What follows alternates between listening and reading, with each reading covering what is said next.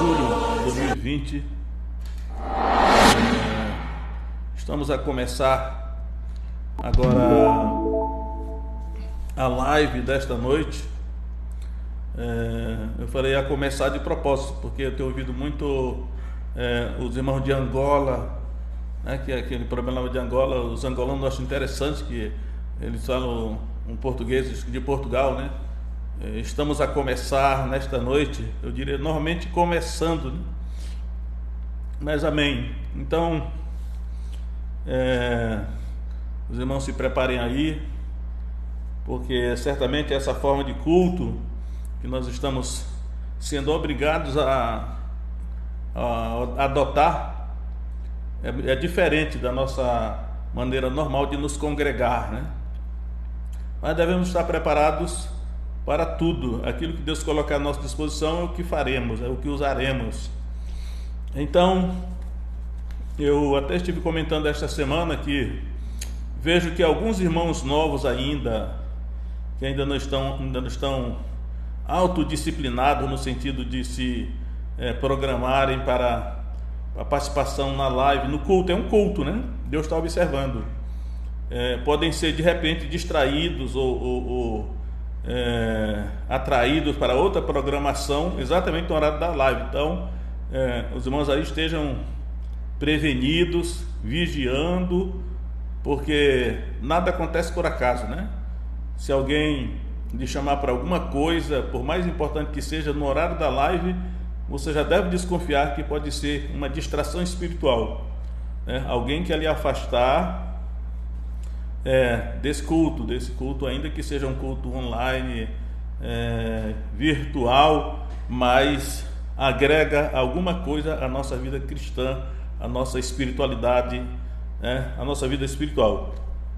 Eu sei que os crentes mais antigos, aqueles que são realmente disciplinados, já autodisciplinados, já têm agendado, né?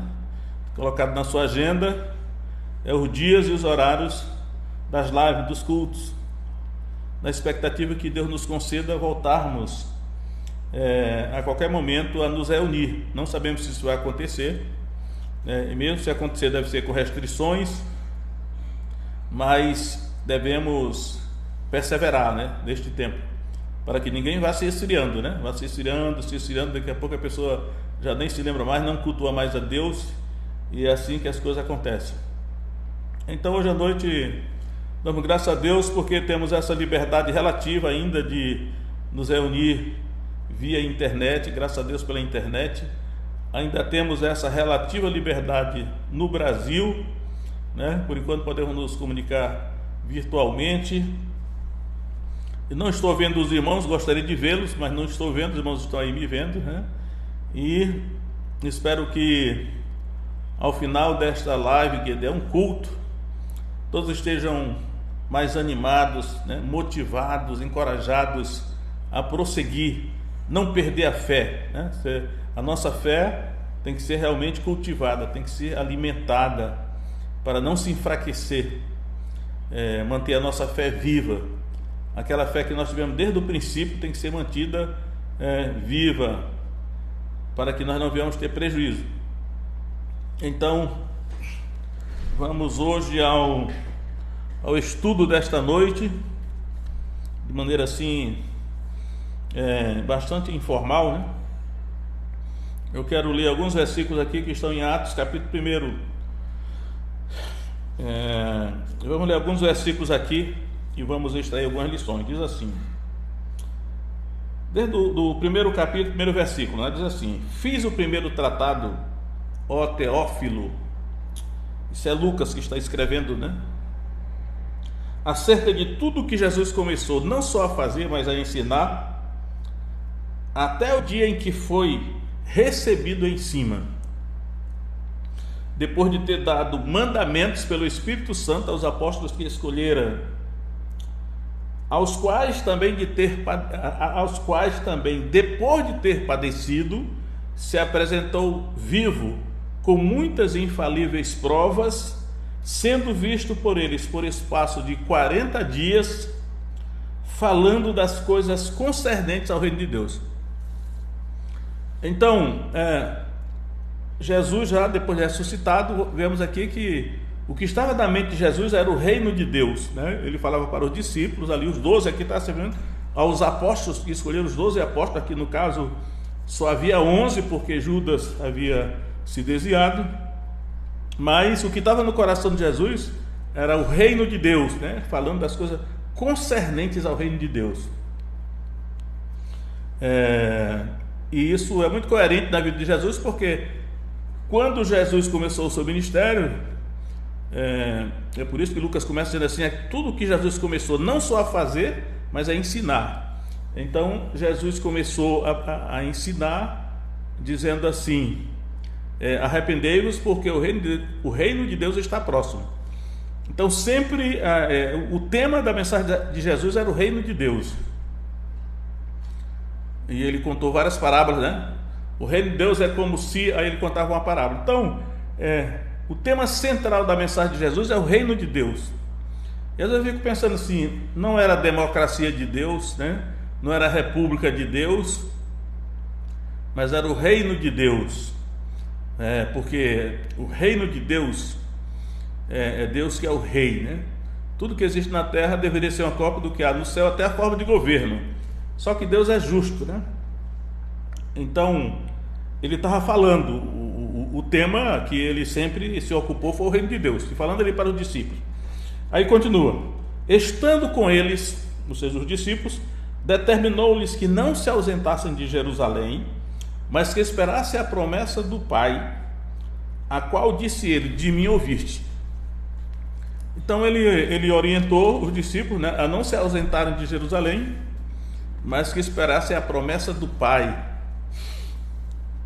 Aí Jesus continua: porque na verdade João batizou com água, mas vós sereis batizados com o Espírito Santo não muito depois destes dias. E aqui ele faz essa comparação entre o batismo nas águas, que João Batista ministrou, e ele disse: vós sereis batizados com o Espírito Santo não muito depois destes dias. E é o tema do batismo no Espírito Santo que ele usa aqui. Agora, o que estava na mente de Jesus era o reino de Deus, e enquanto que o que estava na mente dos discípulos, que eram judeus, acredito eu que era o reino de Israel. Eu quero retornar um pouco aqui. Então, antes de retornar, eu vou ler o versículo seguinte, que diz assim: aqueles, pois, que se haviam ajuntado, perguntaram-lhe, dizendo: Senhor, restaurarás tu neste tempo o reino a Israel? Ou seja, os discípulos, como judeus nacionalistas, e eles sabendo da história de Israel, e ele já estava, o que estava na mente deles não era o reino de Deus, era o reino de Israel, né? Como bons seres humanos, eles estavam preocupados com a situação da sua nação, e eles já tinham consciência que o reino de Deus tinha sido tirado de Israel, mas estavam na expectativa de que o Messias restaurasse o reino a Israel, ou seja, o reino de Deus a Israel. Eu acredito que na mente deles a ideia política era que Jesus tirasse Israel debaixo do jugo dos romanos. O Império Romano é que dominava, né? Israel era vassalo, era subalterno do Império Romano, não era, portanto, uma nação livre. Então a expectativa desses discípulos que eram judeus era que Jesus ele restituísse a Israel a sua soberania, né? Como já tinha havido no passado. Mas eu vou retornar um pouco em Mateus 21, 43, em que Jesus diz o seguinte, Mateus 21, 43: portanto eu vos digo que o reino de Deus vos será tirado e será dada a uma nação que deu seus frutos. Então os discípulos com certeza tinham ouvido esta palavra de Jesus, né, que o reino de Deus seria tirado de Israel e seria dado a uma nação que desse os seus frutos. Naturalmente essa nação era a igreja, né? E a igreja não é uma nação convencional como Israel, por exemplo, era. Apesar de que Israel é uma nação diferente das demais nações, sempre o propósito de Deus foi esse, mas Israel é uma nação nos moldes que as outras nações são, enquanto que a igreja não. A igreja é uma nação não convencional, né? Porque ela é uma nação ainda com uma proposta espiritual, Por isso que os discípulos disseram, né? Senhor, restaurarás tu neste tempo o reino a Israel? Então, o que eu quero enfatizar aqui é o seguinte: enquanto que Jesus estava tendo uma visão certa da situação, do tempo que eles estavam vivendo aí, os discípulos estavam pensando outra coisa. A visão dos discípulos era uma visão talvez muito semelhante à de muitos cristãos hoje, né? Que querem ver a consumação do reino de Deus na sua nação, né? A nação toda convertida, né? O poder político na mão dos cristãos. E é possível até que isso já tenha acontecido durante a história da igreja, mas parece que não resolveu, porque essa não é a proposta que Jesus estava aqui apresentando. Então Jesus teve que corrigir o pensamento dos discípulos. Mas como eles perguntaram isso, né? Restaurarás tu, neste tempo que tu restaurarás o reino a Israel. Então eu quero voltar também ainda lá em Mateus para mostrar o tempo. O reino vai ser, Israel vai ser restaurado, né? Vai ser restaurado. Isso aí é uma boa notícia para os judeus, né? Para a nação de Israel. A nação de Israel será restaurada. Talvez não da maneira como pensamos, ou muitos pensam, né? Mas da maneira como está escrito. Então eu vou mostrar aí para vocês em Mateus, que Mateus se fala muito sobre isso, que Mateus foi endereçado aos judeus. Mateus 19, 28, Jesus diz assim: e Jesus disse-lhes: em verdade vos digo que vós que me seguistes, quando na regeneração o Filho do Homem se assentar no trono da sua glória, também vos assentareis sobre 12 tronos, para julgar as 12 tribos de Israel. Então é nesse tempo que o reino será restaurado a Israel, né? Naturalmente aqui ele está falando com os 12 apóstolos, os 12 discípulos especiais. Os apóstolos eram discípulos especiais, né? Então ele disse: olha, o reino será restaurado a Israel nesses moldes, né? A gente vê que o sistema das 12 tribos do Antigo Testamento vai voltar, e cada tribo terá um governante, e os 12 apóstolos serão esses 12 governantes, né? Vocês se assentarão sobre 12 tronos para julgar 12 tribos de Israel. Inclusive essa expressão para julgar significa para governar, né? Como no passado o governante também era o juiz, ele chama de julgar. O governante, o juiz era o governante. Então estaria respondida a pergunta do discípulo, né? Restaurarás tu neste tempo o reino a Israel? Então o que eu quero mostrar é o seguinte: uma coisa é o reino de Deus, né? Uma coisa é o reino de Deus, e o reino de Deus já esteve com Israel. Todo o Antigo Testamento o reino de Deus esteve com Israel. Mas, como eu mostrei aqui em Mateus 21, 43, quando Jesus diz assim: o reino de Deus lhes será tirado e será dado a uma nação que deu seus frutos. Claro que naquela época, quando Jesus falou isso, ele ainda estava falando de uma ação no futuro, né? Será tirado, e aí e será dado a uma nação que deu seus frutos. Então o reino de Deus ele é muito abrangente, né? O reino de Deus é onde Deus reina, onde Deus governa, a jurisdição de Deus, por assim dizer, né? Em certo sentido, Deus governa os céus e a terra, né? O Antigo Testamento fala muito isso, que Deus é o Senhor de toda a terra, o juiz de toda a terra, né? O governante de toda a terra. Mas num outro certo sentido, Deus não governa em todo lugar, né? No sentido legítimo de governar e o seu governo ser aceito. Então o reino de Deus, portanto, ele mudou de mãos, mas ele esteve com Israel. Aí eu quero mostrar aqui no Antigo Testamento duas passagens que a questão do reino de Deus é o seguinte: aonde o reino de Deus estiver, é que o Espírito de Deus estará, né? O Espírito de Deus estará, as leis de Deus estarão, né? E aqui eu vou ler, vou ler primeiro em Êxodo 40. Êxodo 40, Êxodo 40, Antigo Testamento, né? Olha só, quando Moisés construiu o tabernáculo no deserto, olha o que aconteceu. Moisés construiu o tabernáculo no deserto. Êxodo 40, 34, diz assim: então a nuvem cobriu a tenda da congregação, e a glória do Senhor encheu o tabernáculo. a glória do Senhor. De maneira que Moisés não podia entrar na tenda da congregação, porquanto a nuvem permanecia sobre ela e a glória do Senhor enchia o tabernáculo. Então a glória do Senhor aí é a presença do Espírito Santo, encheu o tabernáculo, quando Moisés construiu o tabernáculo lá no deserto. Ali o reino de Deus, né? Podemos assim dizer que o reino de Deus estava ali chegando na nação de Israel. Ele estava peregrinando no deserto, mas o santuário móvel, que era o tabernáculo, a glória de Deus encheu aquela tenda da congregação, o Espírito Santo estava lá.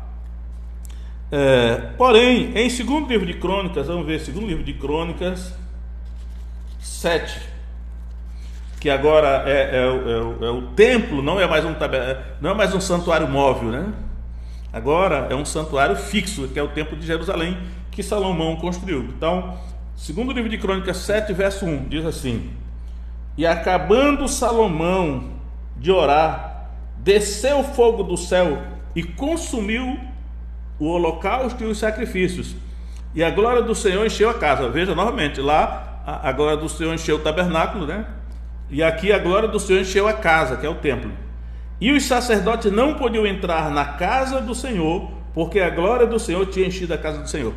Ou seja, Deus veio ocupar a casa. No tabernáculo foi quando o Espírito Santo veio encher o tabernáculo. Agora no templo de Jerusalém, o Espírito Santo encheu o templo, de maneira que lá Moisés não podia entrar na tenda, e aqui os sacerdotes não podiam entrar no templo, a casa do Senhor, porque o Espírito Santo encheu a casa do Senhor. Agora observe que nessas manifestações, que o reino de Deus se manifestando lá com a nação de Israel, o Espírito Santo, ele encheu o tabernáculo, né? A tenda da congregação, e aqui ele encheu o templo, mas não fala aqui que ele encheu pessoas, era o lugar do santuário, onde Deus habitaria, segundo o texto aí.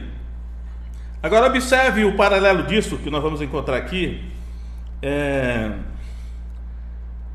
em Atos capítulo 2, é o texto correlato dessa experiência do passado. Por isso que aqui acredito que quando Jesus disse em Mateus 21, 43, o reino de Deus lhes será tirado e será dado a uma nação que deu seus frutos, isso aqui aconteceu agora aqui.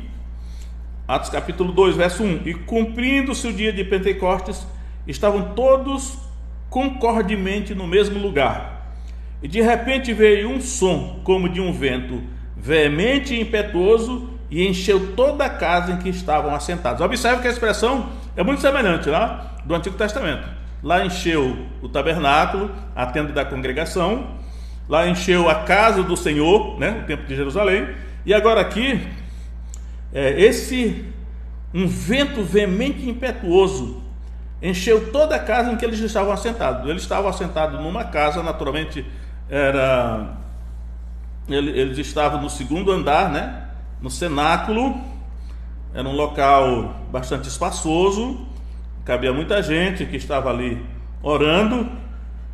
E aí, esse vento veemente e impetuoso, naturalmente era o Espírito Santo, ele encheu a casa. Por enquanto, ainda está semelhante à experiência do Antigo Testamento, que lá o Espírito Santo encheu o tabernáculo, o santuário móvel, e depois no templo ele encheu a casa do Senhor, que era o templo de Jerusalém, e por enquanto aqui encheu a casa, o cenáculo onde os discípulos estavam orando. Mas só que aqui não parou aí continua: E foram vistas por eles línguas repartidas como que de fogo, as quais pousaram sobre cada um deles.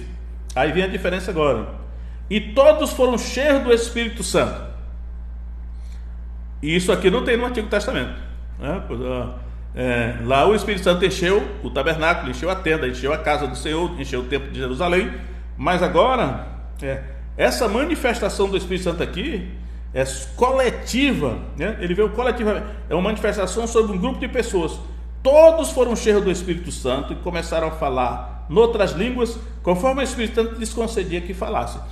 Então, aqui Deus consumando, né, aquela palavra de Jesus que diz: o reino de Deus lhe será tirado e será dado a uma nação que deu seus frutos. É isso que está acontecendo aqui, porque onde estiver o reino de Deus, ali estará o Espírito de Deus, né? O Espírito de Deus é o que legitima o reino de Deus, a presença de Deus, o governo de Deus. Deus governa por meio do Espírito Santo. Por isso que o livro de Atos começa dizendo, né, que Jesus, depois dele ele escolheu os 12 apóstolos, ele deu mandamentos pelo Espírito Santo aos apóstolos que escolheram. Então ele deu o mandamento, Jesus que deu os mandamentos de Jesus, mas foi por meio do Espírito Santo aos apóstolos que ele escolheram. Por isso que todo o Novo Testamento são os mandamentos de Jesus que os apóstolos que ele escolheu escreveram sob a inspiração do Espírito Santo. Então, aqui se concretiza a questão do reino de Deus, né? E aí eu quero enfatizar, nós observamos pelas palavras de Jesus aqui no início do livro de Atos, aliás, desde o início, a preocupação de Jesus é o reino de Deus, o reino de Deus. É por isso que Jesus ele foi cheio do Espírito Santo logo após o seu batismo, né? Lá ele foi cheio do Espírito Santo após o seu batismo, ele passou o ministério todo cheio do Espírito Santo, e agora o Espírito Santo agora veio sobre um grupo de pessoas. É a primeira vez que isso acontece, né? Um grupo de pessoas, todos foram cheios do Espírito Santo. Isso é o reino de Deus agora. E é isso que estava na mente de Jesus quando ele estava falando para os discípulos aqui.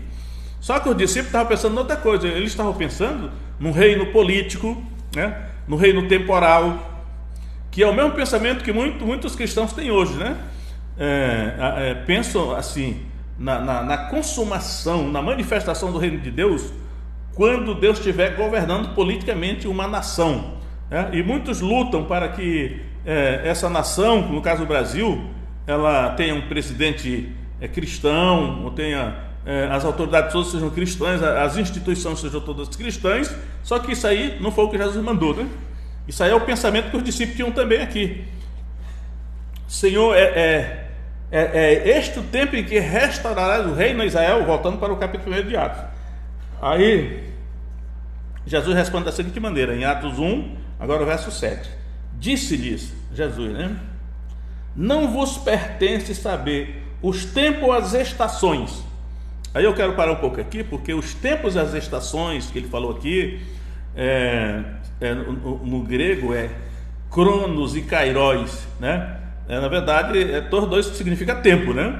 Só que o cronos é um tempo fixo, um tempo genérico, né? Um tempo como nós conhecemos aqui no nosso planeta Terra, enquanto que o kairos é um tempo fixo, um tempo determinado, como eu sempre digo assim. Por exemplo, os 9 meses da gestação de uma mulher é um tempo kairos, porque tem um tempo determinado, e sempre o cumprimento de um tempo profético é o kairos, né? Como tipo assim, vindo a plenitude do tempo, Deus enviou seu filho, nascido de mulher, nascido sob a lei, para resgatar os que estavam debaixo da lei, a fim de recebermos a adoção de filhos. Então o tempo kairos. Também tem um texto em Efésios 6 que Paulo diz assim, orando em todo o tempo kairos. E ali o tempo que eu entendo que ele está falando é o tempo oportuno. E o tempo oportuno é aquilo que eu falei, já tenho falado às vezes, o dia mau, né? O dia da angústia, um ataque das trevas contra essa pessoa. Esse é um tempo, um tempo que ele diz, orando em todo o tempo kairos, porque o tempo crono não dá para você ficar orando todo o tempo, né?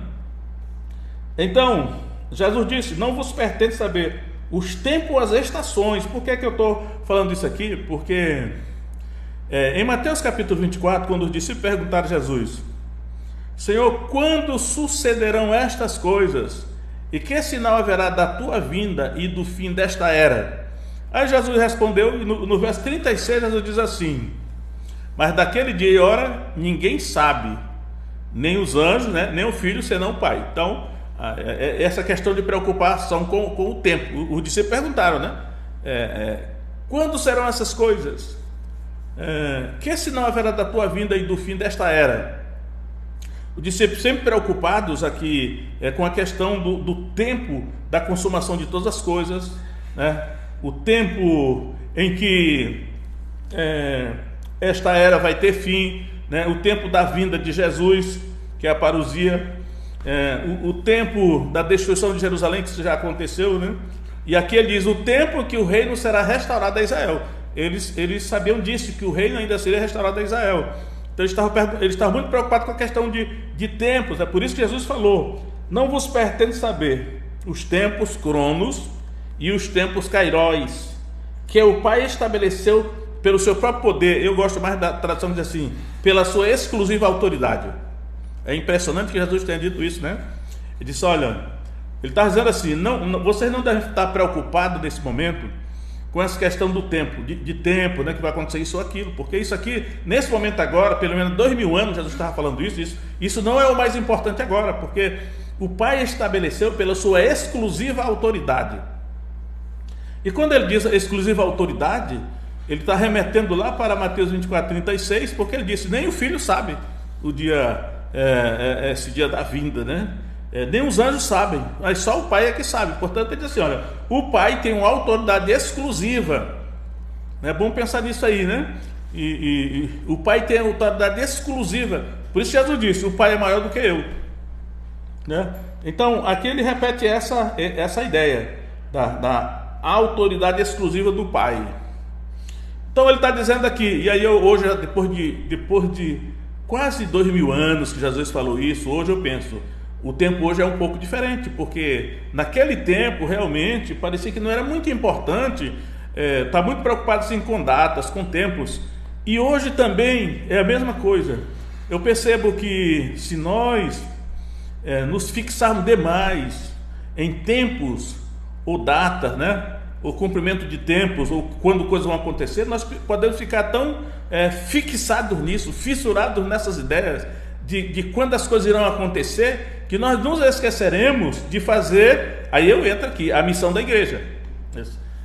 A missão da igreja, Jesus deixou uma ordem para a igreja, e a igreja ela deve estar consciente desta missão que somos nós, né? E se nós nos distrairmos e ficarmos especulando a respeito de tempos ou épocas, né? Cumprimento de tempos proféticos, e eu sei que tem pessoas que já estão totalmente anuladas do serviço do reino, da missão da igreja, porque vivem assim, preocupados demais com essa especulação sobre os tempos ou as épocas. É claro que quando eu digo isso, eu não estou falando no sentido absoluto. Eu mesmo me interesso muito pelos tempos e as épocas, porque hoje, né, nós estamos muito mais perto disso acontecer. Então, algum conhecimento nós temos que ter sobre essas coisas.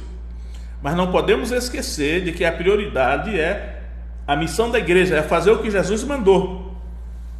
Essa é a prioridade. Nós não podemos negligenciar de cumprir a missão, o serviço do reino que Jesus nos deixou a igreja para fazer, e ficarmos preocupados demais com os tempos ou as épocas. Temos que saber, né? Sabe que eu mesmo tenho ensinado várias coisas sobre o cumprimento de tempos, aquilo que Deus tem me mostrado eu tenho repassado, mas sei que isso não é o mais importante, porque isso vai acontecer. O que nós pudermos saber por antecipação só servirá para nós nos preparar para esse tempo.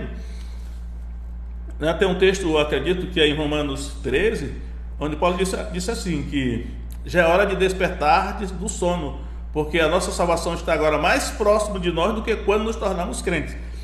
Então nós estamos realmente já no fim dos tempos, e é necessário nós sabermos alguma coisa sobre esse assunto. Aquilo que está revelado nós temos que saber, mas não nos fixarmos demais nesses assuntos a ponto de negligenciarmos a missão da igreja, que é a tarefa da igreja, que é aquilo que Jesus deixou para nós fazermos, porque quando ele chegar, ele vai pedir contas da tarefa que ele deixou. E a tarefa que ele deixou está na grande comissão, né? A grande comissão que está em Marcos, está em Mateus, está em Lucas, e também está aqui em Atos 1:8. Então, aí Jesus falou o seguinte, verso 8 agora: mas olha, em vez de vocês estarem preocupados com os tempos, ou as estações, com o Cronos e com o Kairos, ou querer saber quando é que o reino vai ser devolvido a Israel, em vez de vocês ficar preocupados com isso, ele diz assim, vocês devem se preocupar com o seguinte, mas recebereis poder ao descer sobre vós o Espírito Santo. Eu tenho várias traduções desse versículo 8 aqui, mas aqui é a grande comissão em Atos, né? Mas recebereis poder ao descer sobre vós o Espírito Santo. Isso aqui é a grande comissão em Atos. E ser-me-eis testemunhas. Vocês serão as minhas testemunhas. As minhas testemunhas. Quando ele está falando isso aqui, ele está se dirigindo aos 12, na verdade aqui ainda já são 11, né? São 11 somente. porque Judas havia se desviado, né? Depois eles vão eleger Matias, mas eu acredito que o 12º apóstolo no lugar de Judas foi Paulo. Já falei em outra oportunidade sobre isso. Ele disse assim: vocês são as minhas testemunhas, não somente os 12, né? Porque o verso 6 diz assim: aqueles, pois, que se havia ajuntado, perguntaram a ele. Então havia se ajuntado mais gente ali. Havia, na verdade, 120 discípulos no cenáculo quando o Espírito Santo veio sobre eles. Aí diz aqui: vocês serão minhas testemunhas.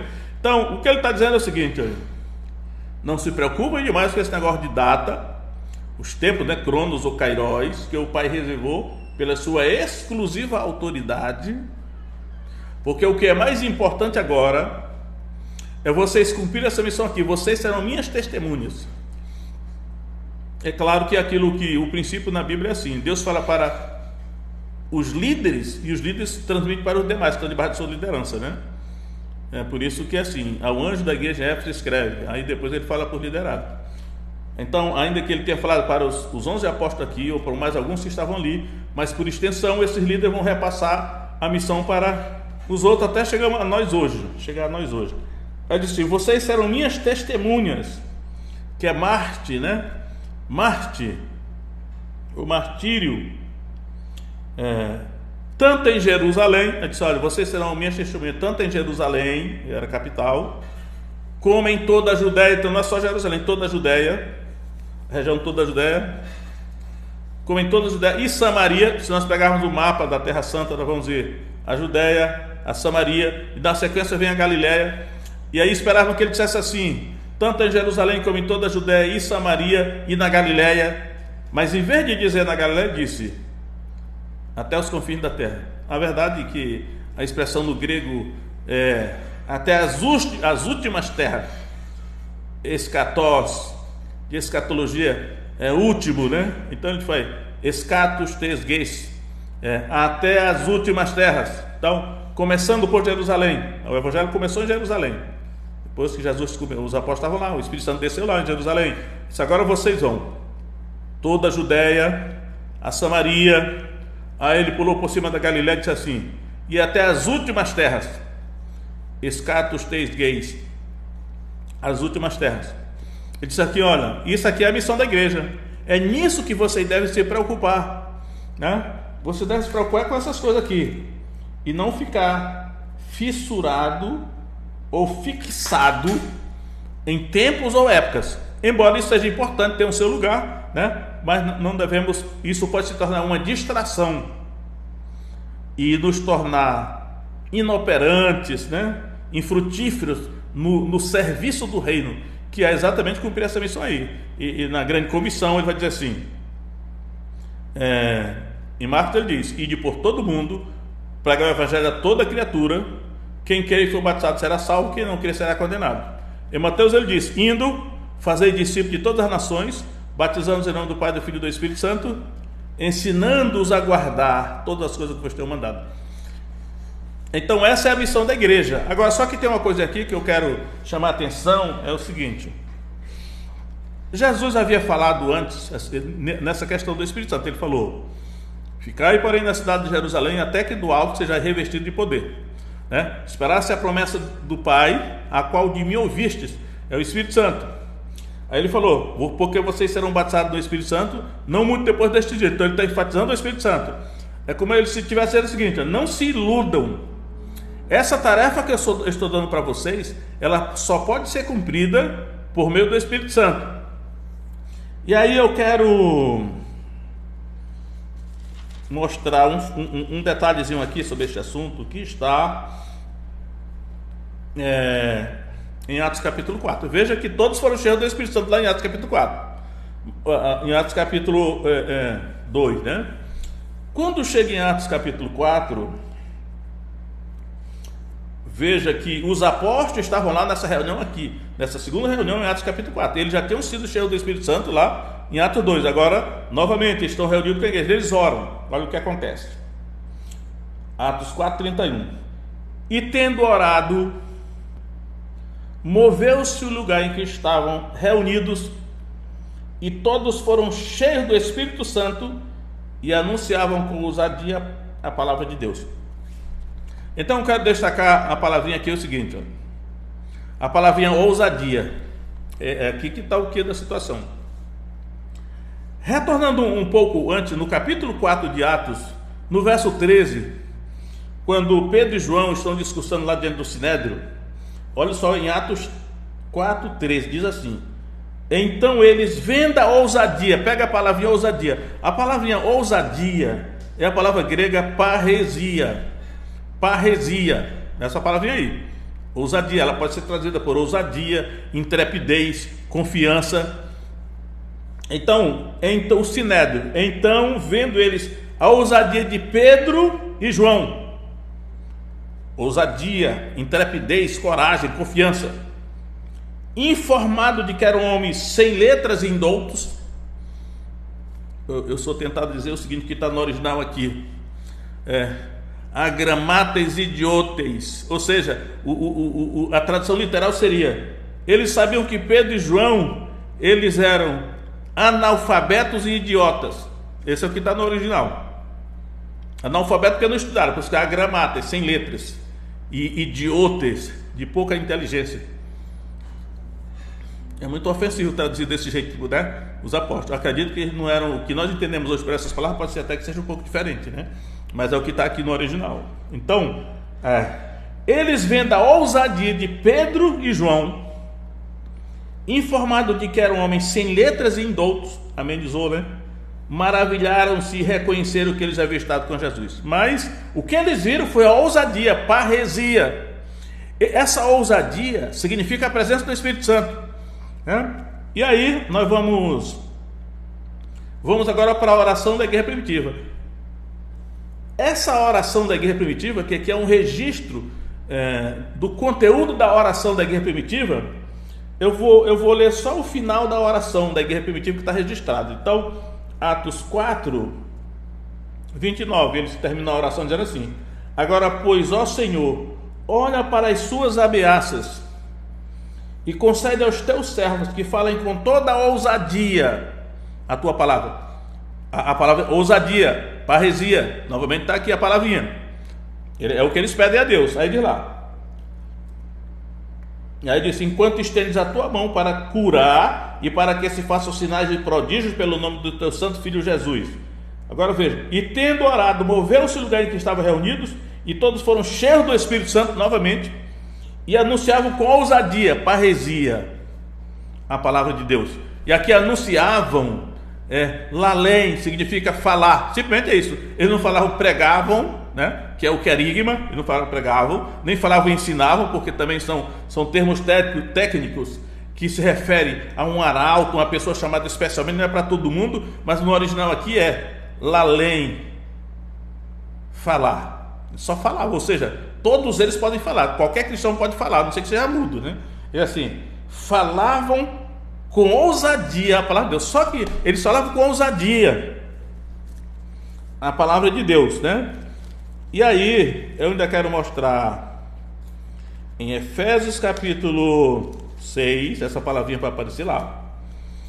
O apóstolo Paulo, no final da carta, em Efésios 6, ele diz assim, depois do verso 18, né, que ele pede oração, ele diz assim, verso 19: orando também e por mim, para que me seja dada no abrir da minha boca a palavra com confiança, no original é ousadia, parresia, para fazer notório o mistério do Evangelho, pelo qual sou embaixador em cadeias, para que possa falar dele livremente, como me convém falar.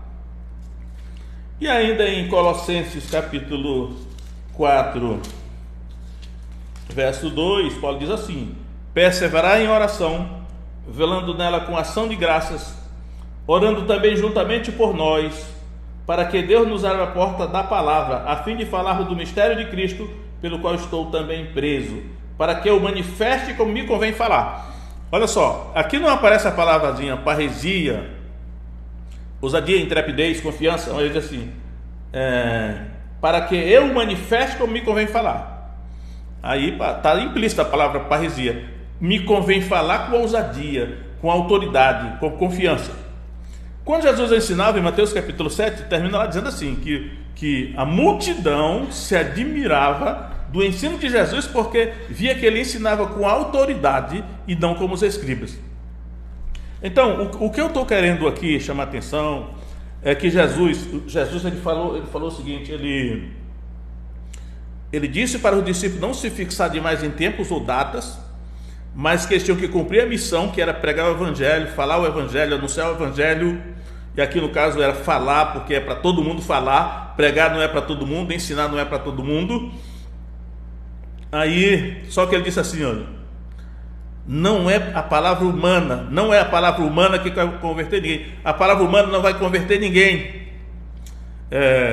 a palavra que vai converter as pessoas é a palavra do Espírito Santo, né? A palavra do Espírito Santo, o livro de Atos começa dizendo assim, a palavra que o Espírito Santo falou pela boca de Davi.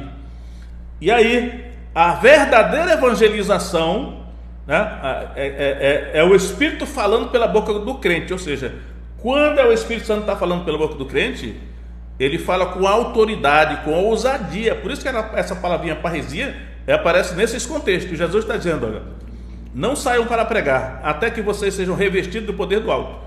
Aí Atos 1:8, né? Mas recebereis poder ao descer sobre vós o Espírito Santo e servireis testemunho. Então, eu sei que é difícil, não é fácil. Se fosse fácil, todo mundo faria isso, né? Mas não pensemos que ao abrir a boca todo mundo por aí para falar do evangelho, alguém vai se converter, porque não vão se converter, porque a conversão é um milagre sobrenatural que só pode ser operado pelo Espírito Santo. E a palavra que sai da nossa boca, se ela não for com essa parresia, essa autoridade do Espírito Santo falando pela boca do crente, as pessoas não se converterão. Pode até aderirem, porque pode ser que de repente a igreja se encha de pessoas que aderiram por algum motivo ou por outro, gostaram de alguma coisa, há muita atração hoje na igreja, mas não se converteram, porque tem que ter essa palavrinha aí. É por isso que Jesus, ele enfatizou muito essa questão do Espírito Santo, né? Há de haver essa palavrinha aí.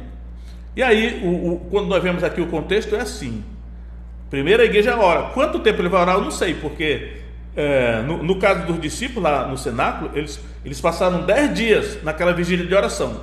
É possível que não tenham orado ininterruptamente, mas ficaram lá no local, para ele ficar orando de vez em quando, pelo menos, né? Então a igreja orava, aí o Espírito Santo vinha, aí eles falavam, porque agora era o Espírito Santo que estava potencializando a palavra, né? E aí o resultado acontecia. É a mesma coisa hoje. Então nós nos iludimos sem saltar por esse. É mais fácil saltar esse detalhezinho aí da parresia, de buscar o Espírito Santo e esperar. Jesus disse: ficai, porém, no templo de Jerusalém, na cidade de Jerusalém, até que do alto seja revestido de poder do Espírito Santo. Aí alguém diz: não, mas o Espírito Santo veio no dia de Pentecostes, agora a igreja não precisa mais esperar. Ele veio no dia de Pentecostes para aquele grupo que estava lá, né? Cada grupo de cristãos, até no capítulo 4, o mesmo grupo já tinha se esvaziado, provavelmente eles oraram e foram cheios do Espírito Santo. Naturalmente que a oração do capítulo 4 não é tão, não são 10 dias que eles fizeram de esperar, já foi rapidamente. Quanto tempo tem de esperar eu não sei, cada caso é um caso, só Deus sabe, mas é bom não saltar esse detalhe que está aqui. E aí, terminando, né? Não se preocupar demais com datas ou tempos, mas se fixar no cumprimento da missão, que é o falar do Evangelho, né? O reino de Deus, que é a essência do reino de Deus, falar do Evangelho. E essa fala ela só terá eficácia se for potencializada pela presença do Espírito Santo, e que isso tem que ser buscado e recebido. Essa é a maneira de Deus, né? Toda vez que nós tentamos fazer da maneira humana, não dá certo. Deus abençoe os irmãos. Até a próxima, se Deus quiser, em nome de Jesus.